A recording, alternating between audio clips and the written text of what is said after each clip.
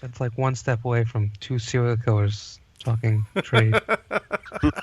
Depending on how the game goes. And the home of the brave.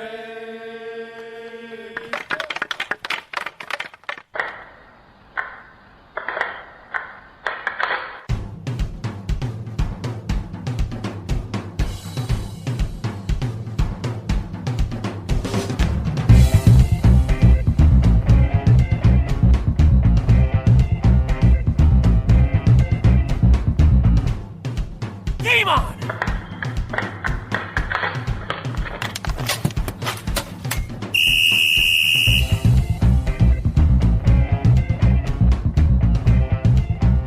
Welcome to the 5th episode of the Hit the Deck podcast, where we talk deck hockey, street hockey, ball hockey. It's hockey in sneakers. Thank you once again for tuning in, for downloading, for streaming, for subscribing, for listening in any way that you see fit.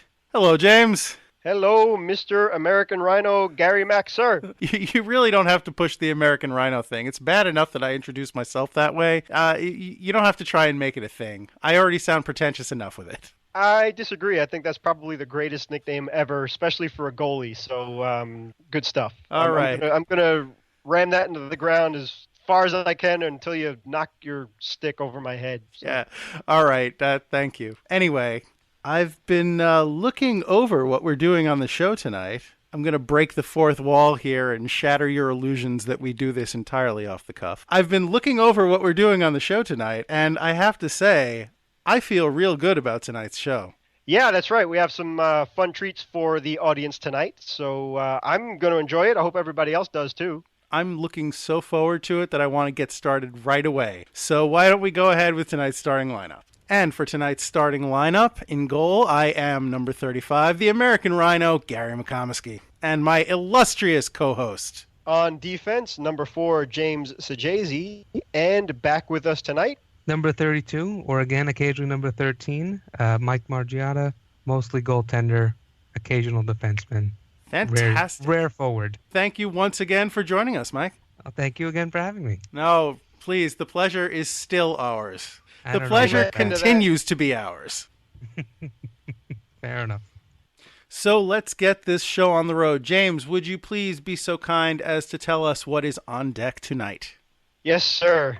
Between the Pipes, where the LIQ's founding netminders Gary the American Rhino Mack and Mike Buddy Margiotta talk shop by sharing their different styles of play, gear they use, and give us a taste of what it's like being deck hockey goalies. Plus, minus the highs of victory and the lows of defeat. And from there, we'll take a peek into the gear bag, hockey jersey reviews. Like we mentioned in our last edition of Hit the Deck, we have a deck hockey tournament coming up soon and we'll need matching jerseys for it. Here are some options for you to consider for when your team needs to order jerseys. And that's what's on deck. All right, thank you, James. So today on the podcast, we're going to start off with a very special treat. Returning from last week's podcast, we have the one and only Mike Margiotta, who is a fellow goalie and who is going to be generous enough to talk shop with me about the various differences and similarities that we have in goal. And James, if you would not mind moderating this meeting of the minds, I'd greatly appreciate it. It would be a pleasure. Thank you very much. Yeah, basically, it's a new segment of Hit the Deck, which we titled Between the Pipes. The segment is basically where a couple of our members of the LIQ will just talk shop. So leading things off, we have our founding goaltenders in Mr. Gary Mack and Mr. Mike Margiotta. So guys, if you wouldn't mind, I guess Mike, since you're our special guest to lead off, basically what's fascinating from my end, or at least the defenseman's end, or another forward seeing you guys, is that your styles are so different. So if you wouldn't mind,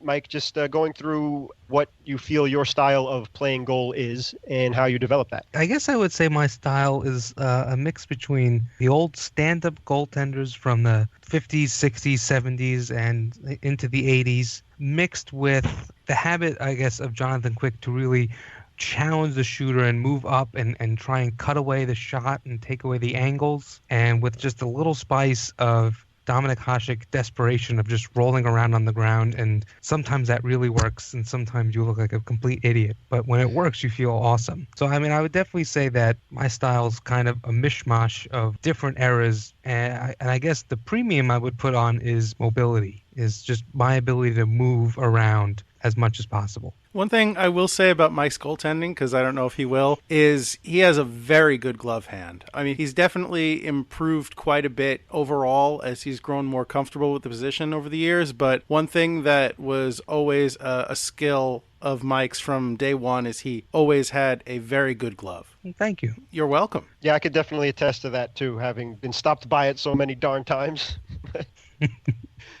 It's mostly luck. You move it into the right spot, and you hope the puck goes into the glove. Well, I mean, it's true. A lot of goaling, also goaltending, which actually goaltending, preferably there's very little goaling involved. But a lot of goaltending is just positioning. I mean, that's where it all starts and ends. Like you said, flopping around like a fish if you have to, but those spectacular belly saves out of nowhere, no goalie really wants to be making those, because that means that you're in a very bad spot and you have to get very lucky in order to stop the puck. Yes, that is exactly true. Well, to the goalies, I guess for lack of a better term, defense, is that you guys don't give up. So that's great to see. Even if you're out of position or whatever the case is, if you feel that you need to go flail or whatever, you do whatever you can to keep that puck out of the net. So it's much appreciated. And you just do whatever you need to do. It doesn't have to look pretty. Just keep that puck out of the net. Yeah. So, Gary, basically, like you have touched on before in previous podcasts, your style is basically a hybrid butterfly? Mostly. Sometimes I go full butterfly, but it's mostly more of a hybrid because Mike mentioned mobility. I feel like, especially on the pavement, there's not as much mobility if you go full butterfly because you have to kind of hop back up. You can't slide one way or the other. So to have one foot planted, it's easier to kind of push myself side to side or push myself back to my feet, however I see fit, in order to stay with the puck. When we first started, I think I tried stand-up for a little while, but I just feel like, especially when we started playing in the LIQ, we played with intermediate nets. They were only 4x3, but after a few months, we moved up to the big boy nets, which are 4x6, and I feel like, obviously, Mike feels differently because he has a different style. But for myself, I feel like it's more difficult for me to cover the entire net just by standing up because that requires a lot more shuffling side to side. Whereas if you're willing to go down, you can kind of kick out that leg if it's low, and sometimes you can get to a puck that you wouldn't otherwise. Or I should say sometimes I can get to a puck that I wouldn't otherwise. And it's something that I'm more comfortable with. But again, it's down to personal preference. Whatever works for you as a goalie is the style that you should use. Right. So like Mike mentioned before, his influences, or at least his favorite hockey players as well, are Jonathan Quick of the LA Kings and the retired Hall of Famer Dominic Hasek, who basically just rewrote the book on what it means to be an amazing goalie. So with that, Mike, as you mentioned in the previous podcast, do you try and keep that in mind when you're playing goal, is to maybe if you're watching Quick in action, if that's subconscious in your head, like maybe I could try that move when I'm playing? Or is it just, like you said, you take a little bit of this, a little bit of that, and create your own comfort and style of play? Quick's very difficult to replicate just because so much of his game is about explosive lateral movement across the goal mouth, especially when he's in a full split or something very close to it. And Gary can attest to how that's impossible for us for two reasons. One being that we can't slide on pavement, and two, I don't think either of us can do a full split. No, or anything I can't. Close to one. I certainly can't. I used to come close when I was younger and doing Taekwondo, but not since then for a long time. But when I have a game coming up, usually the night before, and I know I'm playing goal, I will watch somebody's highlights. Sometimes it's more mental than anything. A lot of times I'll watch Quick, and like I said, he's very difficult to try and imitate or replicate in deck hockey or street hockey just because the way he moves and what he does just would not translate. Now, in terms of challenging the shooter and getting across, I mean, I guess I can kind of replicate that, but if there's any guy I will watch and try and actually replicate, I'll actually look back at highlights from guys in the 70s or 80s or even earlier. Like I said last week, I read Jacques Plant's book. I have looked at what little highlight, actually not little, because I'm a Kings fan, I have NHL Game Center, and what comes that, NHL Vault. So I have access to lots of historic games, and I've sometimes have sat and watched those games just to kind of watch him and other guys.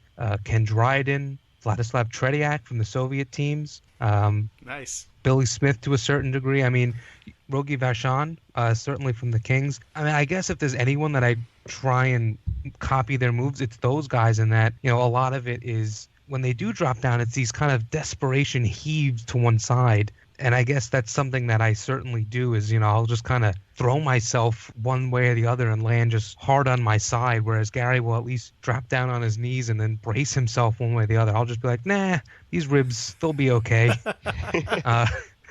And just, lunge one way or the other or do whatever I can. Worry about tomorrow. Yeah. Or going back, Hasek is always great for inspiration. It's just, hey, can you get your knuckle on this shot? Hey, you could. Oh, okay, good. You saved it.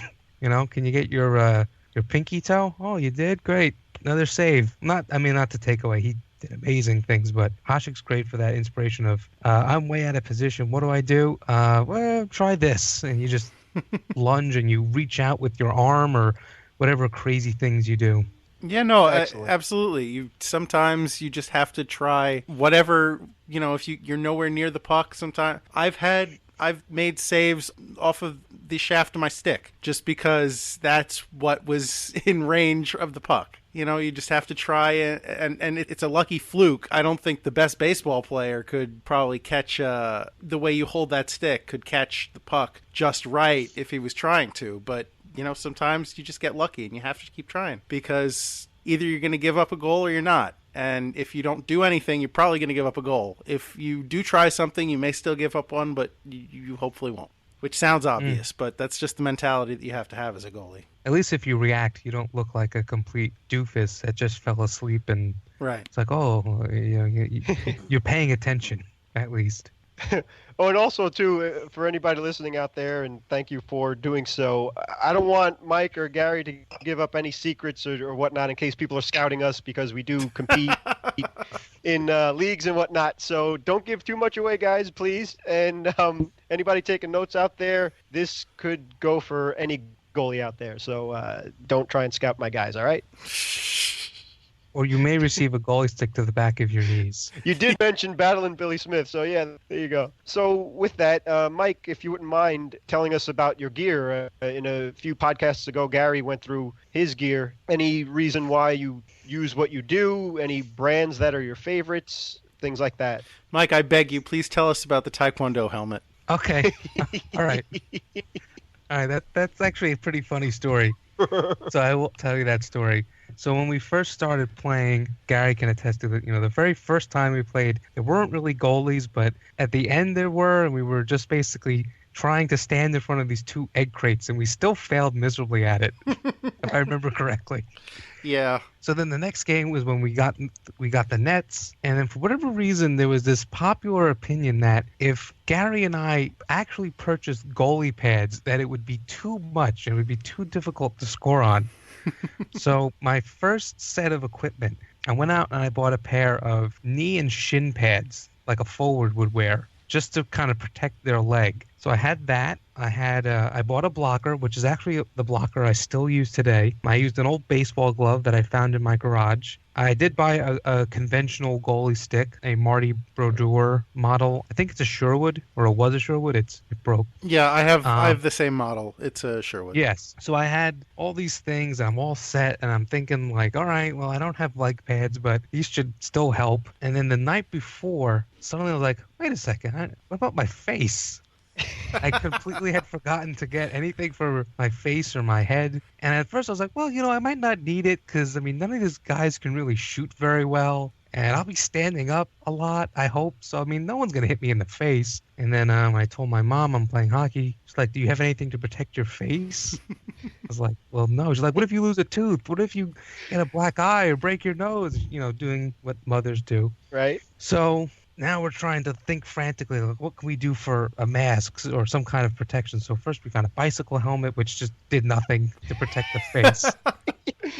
Then there was some kind of Halloween mask was found. It was thought like maybe if I wore that, I'd be able to kind of have some measure of protection, but I couldn't see anything, and it was really hot. And I was like, this is an awful plan. So eventually, we kind of remembered that when I was a lot younger, not that much younger, but when I was a young teenager, I did Taekwondo. And As I maybe believe you no mentioned last surprise- week. Sorry. Right. Yes, that too. And it may come as no surprise to those that know me, but my favorite part of Taekwondo was sparring.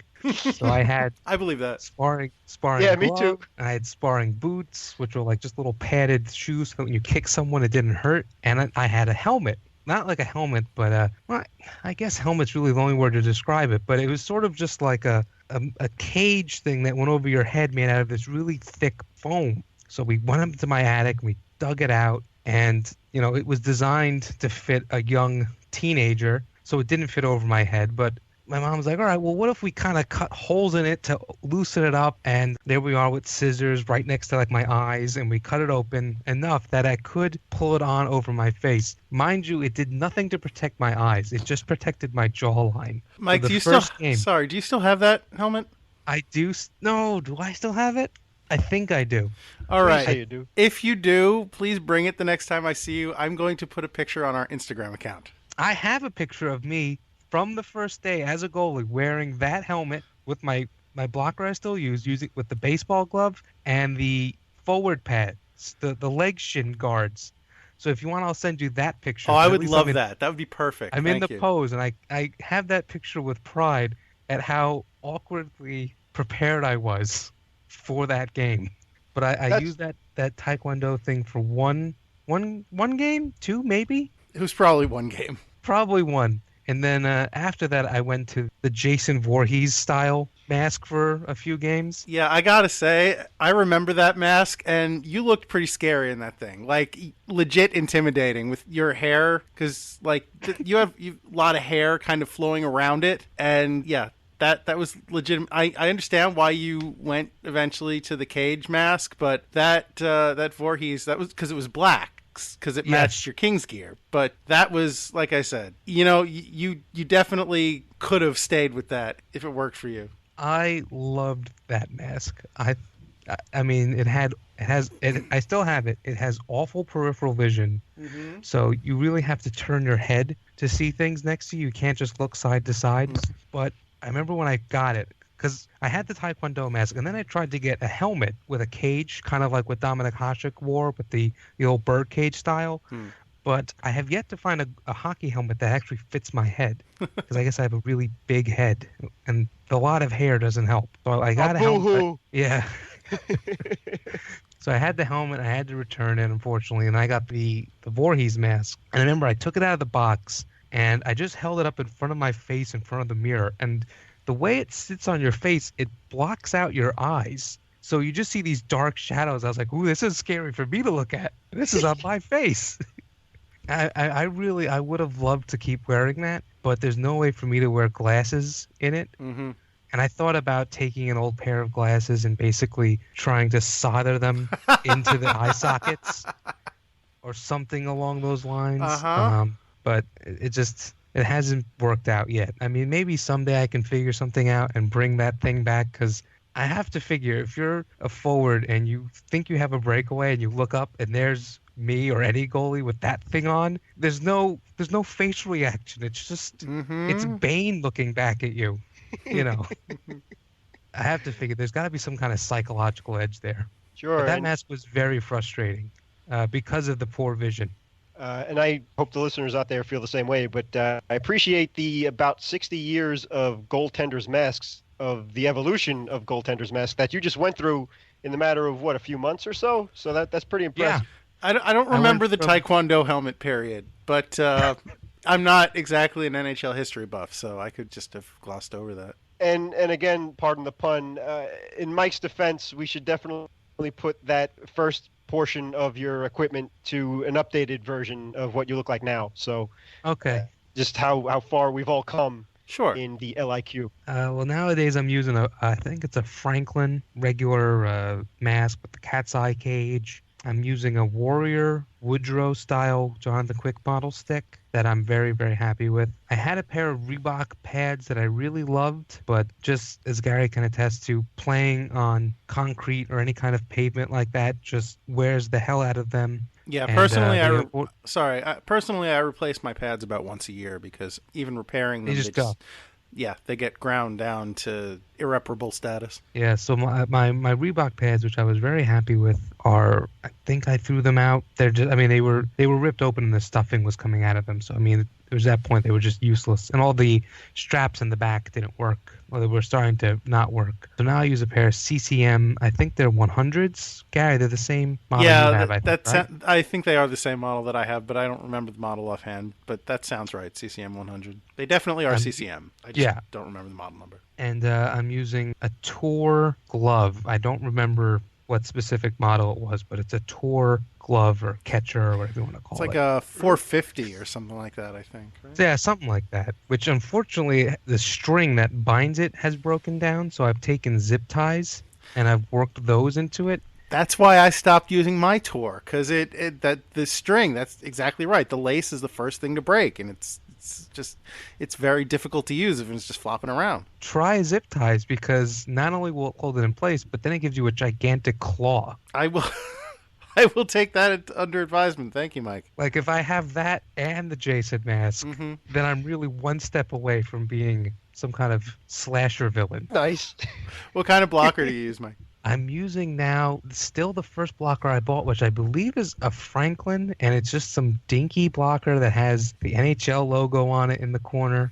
I had another one that I loaned to another goaltender, and he gave it back ripped open along the thumb, and I was like, what? Whatever. It was kind of a cheapo blocker anyway. And I have a Tor blocker that I really cannot use because I don't know if it's my hand is too big or I've just never really broken in properly or whatever it is, but I can't wear it without it just starting to kind of crush my hand into this claw position. So I've stopped using that, and I've kind of been on the lookout for a new blocker, like a really good heavy duty blocker, because the Franklin is as amateur and low grade as you can get. I would say it's definitely kind of on the low end side. I mean, it's street hockey, so it doesn't have to be the most durable equipment as long as it works. Well, I mean, I will say the Franklin has yet to rip or break, so I mean, as long as it holds up like that, I guess it's worth holding on to. Shout out to Franklin. Yeah, there you go. They make good stuff, surprisingly. Yeah, like at least for me growing up,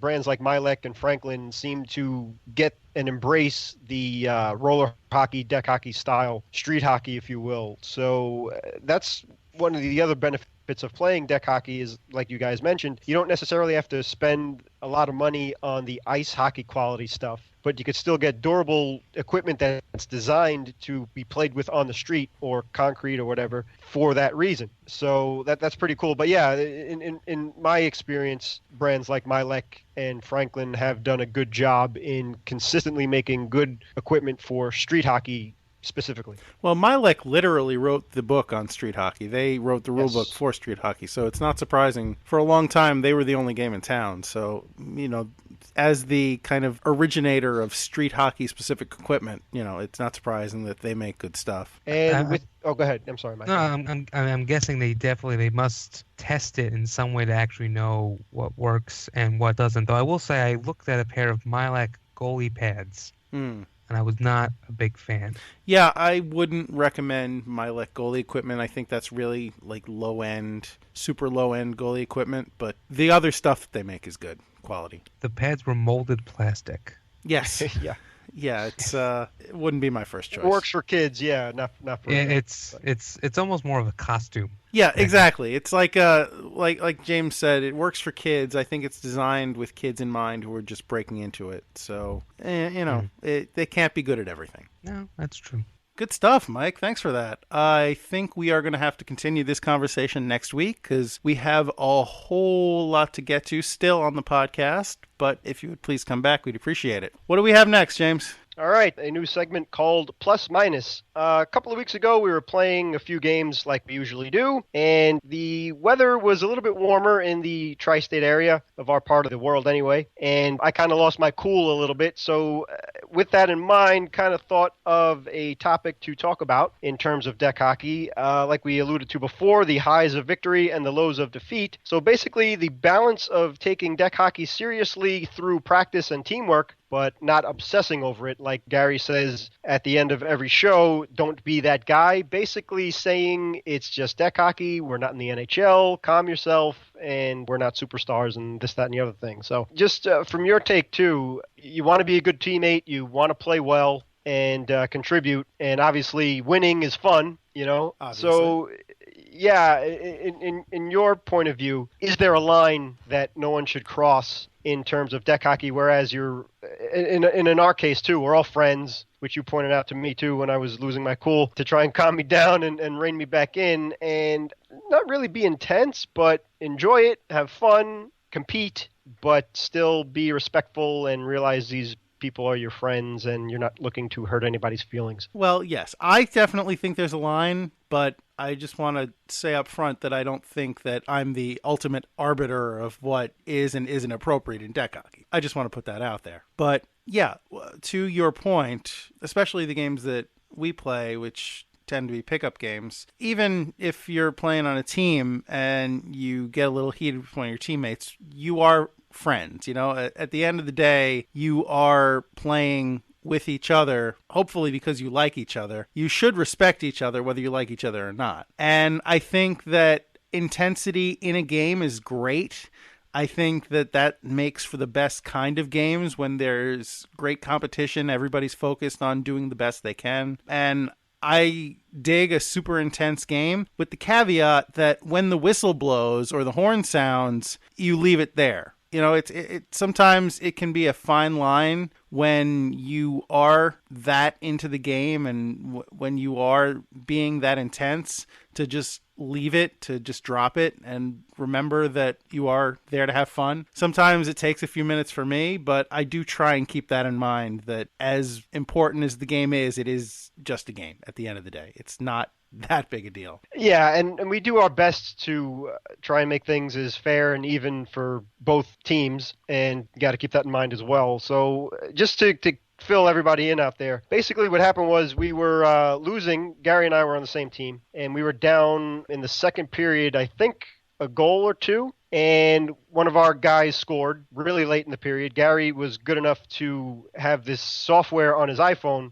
where it lets you know the last minute of play is in the period, because we do play with timed periods. So we scored, there was a minute left, and we had a chance to tie it and go into the third period. So the ref, we did have a ref that particular game, kind of took a little longer to get the puck and get the face-off going. So I was kind of upset about that. But again, didn't mean to be out of line or disrespectful. The referee is someone's father in the league that we play in and is a really nice, wonderful gentleman at that. And I kind of felt... Sorry, James. It's actually Pops, who we've credited at the end of every podcast as the voice of the podcast. That's right. And in his defense, too, which I was kind of frustrated as well on top of everything else, was that the poor man had to run, go get the puck out of the opposing net, then run back to the face-off circle and drop the puck. So between all of that, time was wasting, and you know, the poor gentleman had to run back and forth needlessly. And then, lo and behold, I was in the face-off circle, as a matter of fact. So with seconds ticking,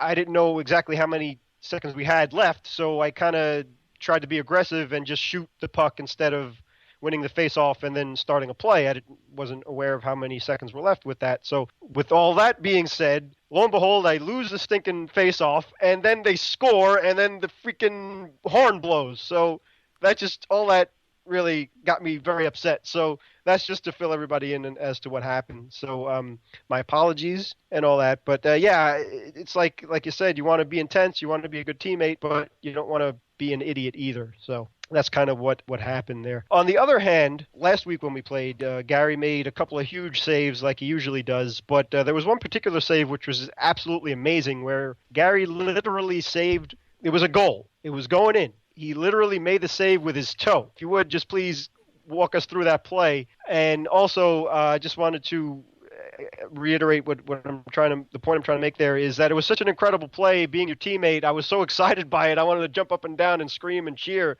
But again, you don't want to, show up anybody else or whatever the case was. But how do you kind of bottle that too, where you made an incredible save, if you even impressed yourself, which you're too hard on yourself if you ask me. But, how do you just keep your cool and just, if you could walk us through the play, if you wouldn't mind. All right. So it was a good save. I will admit it, but I really think you're making too big of a deal of it. Basically what happened is the team was coming in from, I guess coming into the zone from their defensive zone, and they had numbers, and somebody let off a quick, accurate shot from...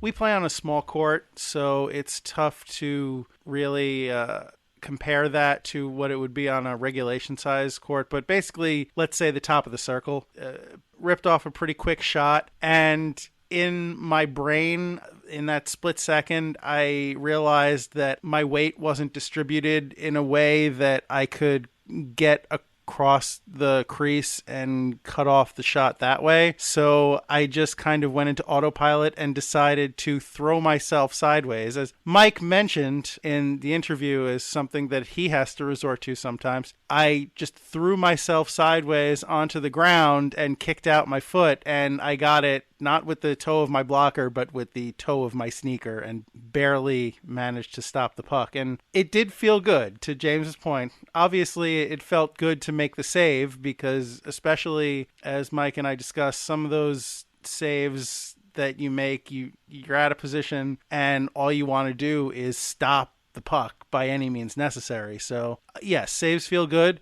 but I try not to react in the moment to that, because the puck is still in play. So I really, when I make a save, I'm focused on, okay, great, it's not in the net yet. Let's keep it that way. I try not to react emotionally in the moment, because I still have a job to do. And actually, I'm glad you brought that up, James, because you're right. You don't want to generally, you don't want to celebrate too much, because it's not cool to showboat and show up the people you're playing with, because you do something good, then they feel bad about it, especially if you're playing with people you respect and like. But I was watching the Rangers game a few weeks ago. They were playing the Red Wings, and Jimmy Howard was in goal, and he was having a great night. The announcer said that, this is probably the best game he's played all year. But I noticed a few times, particularly one after he stopped a penalty shot, he really pumped his fist, kind of a reaction. And okay, great. You're hyped up about that. You stop a penalty shot in a big spot.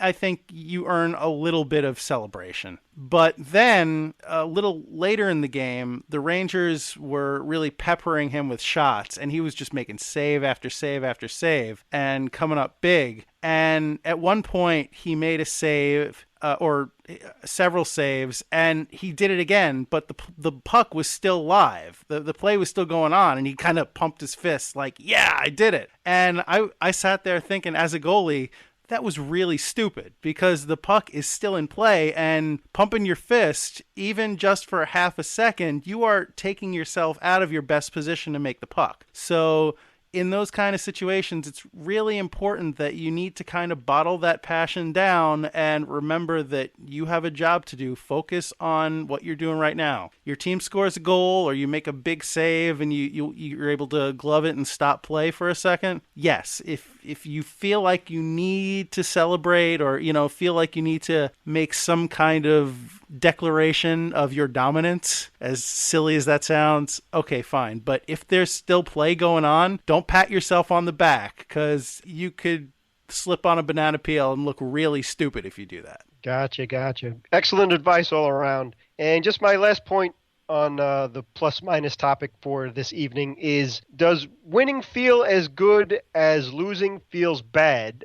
For me, when you win, everything is all rosy and fun and great. And if you need to get to where you're going and there's traffic or whatever, that's fine. Going home, no problem. You get home whenever you get home, and things are going well. And if you're injured, or that the injury doesn't feel as bad, and if you're thirsty, if you're hungry, everything just kind of seems hunky-dory, you know? On the other hand, for me, losing is extremely frustrating and gets me upset, and every little thing gets me annoyed. So I don't know if that's just my lack of Mr. Spockness where I'm kind of too emotional, but would you feel, and anybody listening out there too, if you'd like to chime in as well, Gary will let you know how you could do that. Does winning feel as good as losing feels bad? For me, I feel like, and this is something I'll talk about with Mike, but I feel like as a goalie, you kind of have the weight of the world on your shoulders.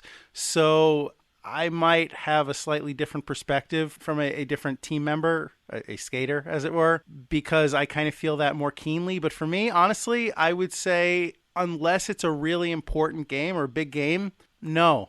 For me, winning doesn't feel as good as losing feels bad. Because, you know, if I win, it's like, yes, we did it. If I lose, it's like, I totally screwed that up. I'm so sorry I let everybody down. And, you know, I don't know. I enjoy winning, don't get me wrong, but I really hate losing more than I like winning. And look, I'm not trying to make it out to sound like I'm a sore loser because I don't think that I am. But I internalize it all. Like I take all the blame and I put it on myself, which maybe makes me a little bit conceited to think that it's all my fault. But that's the way I feel, and that's why losing feels so bad for me. Whereas winning, I genuinely see it as a team accomplishment because, you know, I'm not going to be scoring goals from my crease. So I rely on the rest of my team to win that game for me. Yeah, actually, I think that shows how humble you really are because, right, you've saved many a game for us, and win or lose, it's kind of like you're our own personal Henrik Lundqvist for any Ranger fan out there. Please, you know what I'm talking about. That is not fair to the king. I don't deserve that.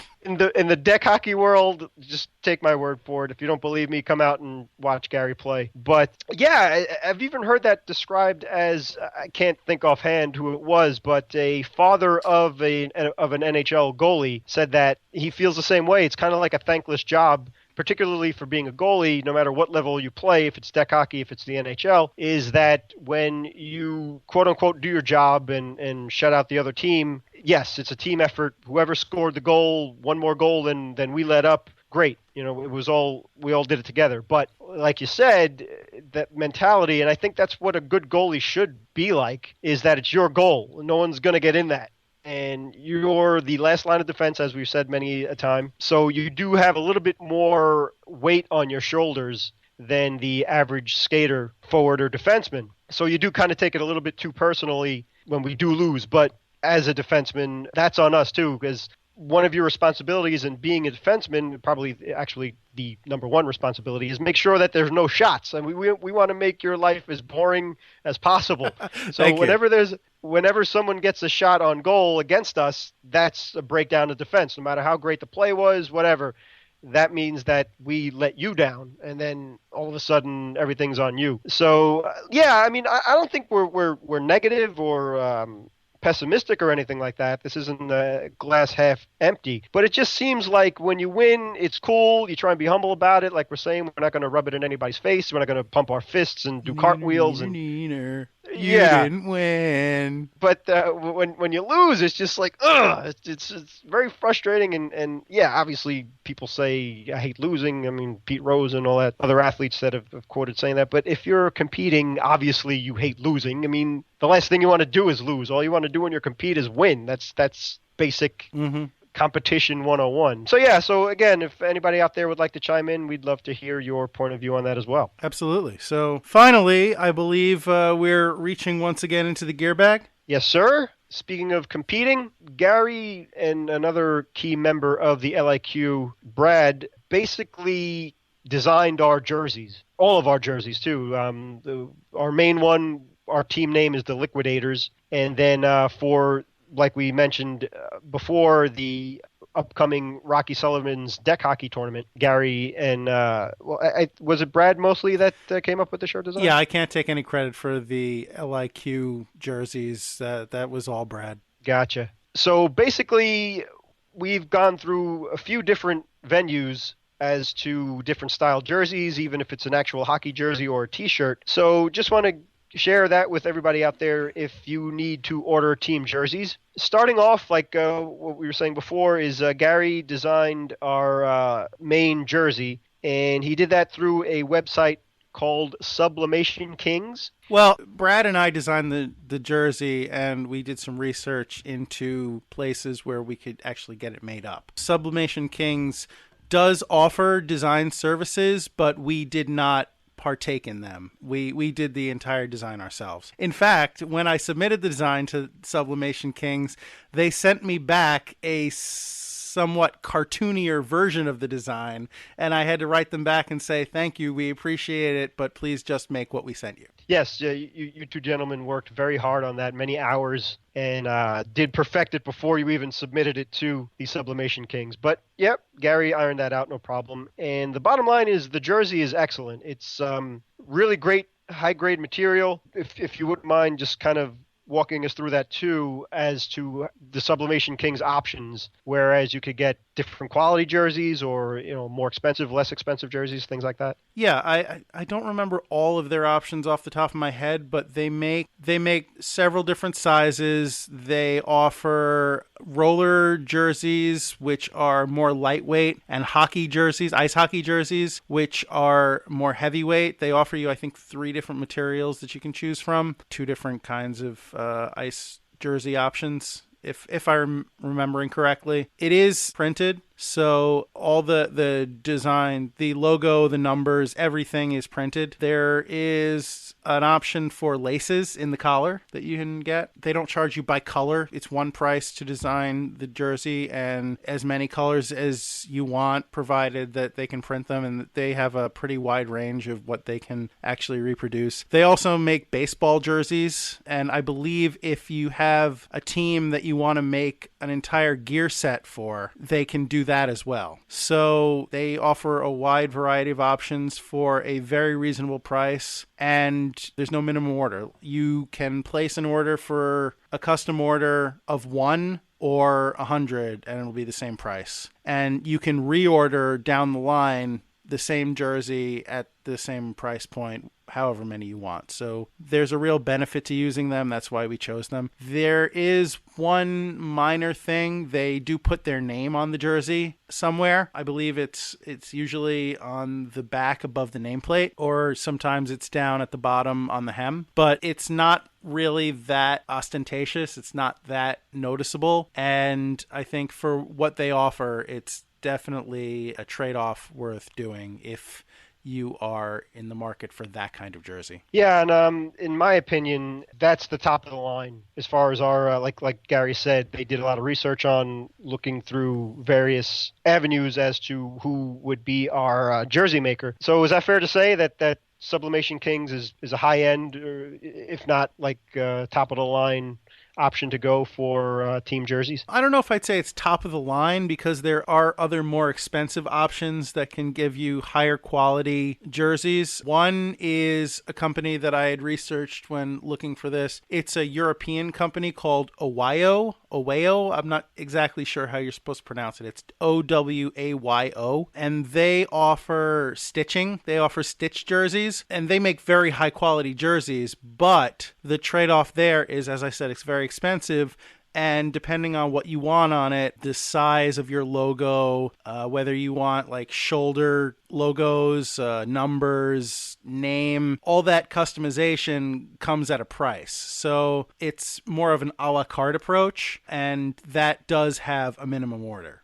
I don't remember what the minimum order is. I believe the price is set on kind of a sliding scale. So if you order 10, it's X price. If you order 20, it's a little cheaper. If you order 50, it's cheaper still. But yeah, I would say that's probably a pretty top of the line customization option. But again, it's expensive because it is a very high quality product. Okay. And yeah, also we try and keep everything that we talk about equipment wise and stuff on a deck hockey level. So also in defense of Sublimation Kings, if you will, like Gary said, it's great. You can again, like Gary mentioned, you get the numbers, multicolored numbers. They could be, white trim and different colors and things. And we've had our jerseys for well over a year, and we've worn them and really put them through the ringer, and they've held up terrifically. No holes, no scratches. The printing looks just as fresh as it did the day we ordered the jerseys. So they hold up well. Like also mentioned before, you can do customizations with logos on the shoulders and things. So it's really, really great. Something to check out, Sublimation Kings, if you need team jerseys. From there... Oh, sorry, James. One last interjection. Sure. I apologize. That is actually one benefit that Sublimation Kings has over Oweo. With that company, you have to choose from a number of set patterns for, stripes, striping patterns on and color palettes for the jerseys. With Sublimation Kings, they can make your jersey in literally any pattern that you want. If you want it like a full body picture of somebody's face, they could do that. Or if you just want a plain Jane jersey with a logo in the center, they can do that too. Or anything in between. They're really, really good about being as custom as possible. Yeah, so check those guys out if you'd like. Another option is a website called teamsportswear.com. Another member of the LIQ, Craig, went there and for the upcoming Rocky Sullivan's tournament, designed jerseys for a team called the Crotch Mavens that he and our friend Patrick are founding members of. So with teamsportswear.com, it's on average a little bit more affordable than Sublimation Kings. There are less options, but you could design an original logo, but they have set patterns that you can choose from with colors already there. So, for example, what Craig did was he picked a white body jersey with royal blue trim, and then they screen printed black name and numbers on those jerseys with the original logo that he designed. So it's pretty quick too. It only took, I don't know, maybe a couple of weeks for them to take care of that and ship them out. So if you need a quick option for hockey jerseys, teamsportswear.com is one to go. Yeah, I believe Sublimation Kings asks you to give them about 6 or 7 weeks from the time that you order to delivery. So if you're in a hurry, they're probably not your go-to. So yeah, right. Definitely plan ahead. And like Gary was saying before with Sublimation Kings, with teamsportswear.com, the price does go down slightly the more jerseys you order. So that's something else to keep in mind. And actually, then, that was Oweo. Sure. Sublimation Kings, the price is the same no matter how many you order. Right. And then a third option, depending on how much money you want to spend or not spend, again, like we said, Brad, our very own Brad of the LIQ. Brad Vonsky. Thank you. Went to Custom Ink. I'm sure you've seen the commercials out there, the, thanks Custom Ink or whatever. They are very affordable. They are a t-shirt option. I think they do have Raglan style jerseys, shirts as well. But for our purposes, we just went with a t-shirt. And again, you can design your original logo, have that printed, and you can customize the shirts with names and numbers on the back. I think you could probably do numbers on the front too if you wanted to, but that's all screen printed as well. High quality, good shirts, beefy shirts that you can wear in deck hockey and dive and run them through the ringer, and they'll bounce back, and you'll get good use out of them. So that's another option you could go. That's probably the cheapest out of the three. And again, those basically just t-shirts, not jersey styles, hockey jersey styles anyway. Cool. So yeah, just little options out there for you to consider. And we've tested them all out, kind of did the homework for you. So hopefully that can save some headaches for those listening out there. Yeah, here's hoping. Last minute remaining in the podcast. Oh, okay. We've come to the end of another podcast. Lucky us. Thank you for sticking with us. Thank you for listening to the 5th episode of the Hit the Deck podcast. You know the drill. Deck hockey, street hockey, blah, blah, blah. If you want to follow us, please follow us on Twitter at Hit the Deck Pod. On Instagram and Facebook, we are at Hit the Deck. Subscribe to us on iTunes, the Hit the Deck podcast. What am I forgetting? Oh, email us, please, if you have any questions, comments, concerns, anything at all you want to contribute to the show. Even if it's to tell us you guys are stupid, you should be talking about this instead of that. Please email us at hitthedeck@gmail.com. James, is there anything you would like to add? Yeah, when you do email, definitely contribute to what we said tonight. And if you want to add about plus and minus, how you feel about your emotions, promotions and the gear bag stuff as well. And the final thing is that don't forget to set your clocks ahead Sunday morning. If you listen to this podcast after March 13th, 2016, you may be an hour behind everybody else, so catch up. If you don't have to worry about pretending to store up sunlight, then I wish everybody else would catch up with you. And this has been a PSA from Hit the Deck Podcast. Lest I forget, I would like to thank Anthony Sajazi for providing music for our use. I would like to thank Pops and the LIQ for other sounds, being the voice of the podcast, etc. And finally, our last warm wish that we wish to you and advise you every single podcast, it's deck hockey. Don't be that guy. Thanks, everybody.